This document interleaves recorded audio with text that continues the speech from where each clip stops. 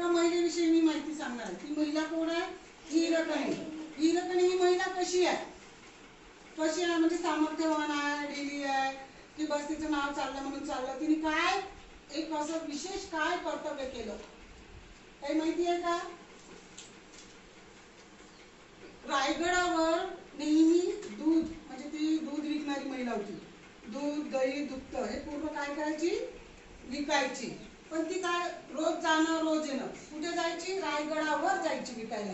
पण एक दिवस काय झालं? दूध दुग्ध विकता विकता तिला खूप उशीर झाला. रायगडाचे दरवाजे काय झालं? बंद झाले. मग आता तिथे तेव्हा अशी हे होती की एकदा दरवाजा बंद झाला, कारण तेव्हाचा काळ कसा होता? खूप कठीण होता. युद्ध, कोणीही यायचं लगेच युद्ध करायचं, म्हणून त्यांचा लिमिटेड म्हणजे लिमिटेड वेळ ठेवला होता की या वेळेस ते दरवाजा बंद करायचा.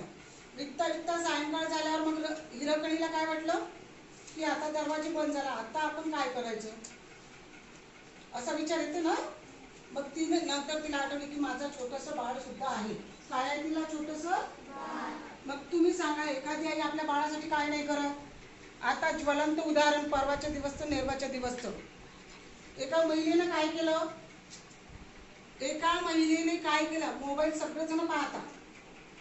तर त्या महिलेचा मुलगा कुठे होता? मरताना सुद्धा होता ना. मग साहजिकच आहे, आपापल्या मुलासाठी सगळेजण काय होतात? तयार होते की काहीही हो आपल्या जीवाचं. पण ती महिला त्या गोष्टीसाठी उतरते. मग त्या हिरकणीने काय केलं?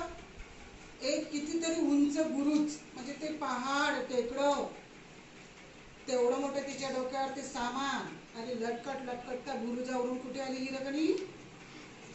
घनदाट जंगल. म्हणजे त्या ह्याच्यावर भीती भयान. आपण तर साधं गवतातून नाही जात. ते एवढा मोठा पहाड कुठं? मी माझ्या जीवाचं पाहतो असंच म्हणतो ना. बाकीचं काही पाहतो का? आपल्याला अंदाज झाला तर लगेच आपण भीतो. पण हिरकणीनं केलं का तसं काही? तेवढा मोठा बुरुज उतरली. कशासाठी? तर फक्त आपल्या बाळासाठी. म्हणजे या जीवनात आम्ही कशाला महत्त्व देतो हे तुम्हाला माहिती आहे का? आम्ही आमच्या मुलांना प्राधान्य देतो. बरोबर आहे? ती स्वतःच्या मुलासाठी तेवढ्या मोठ्या गडावरून खाली उतरली. खाली उतरल्यानंतर ती लगेच आपल्या बाळाजवळ गेली. पण दुसऱ्या दिवशी ही चर्चा कुठे पसरली? पूर्ण कुठे पसरली? रायगडावर. रायगडावर पसरल्यावर शिवाजी महाराजांनी काय केली? साहजिकच आहे, एवढा मोठा गड चढून उतरून जर खाली आली असेल तर तिची प्रशंसाच केली. तर त्या गडाचं नाव काय ठेवलं? काय आठवते का तुम्हाला?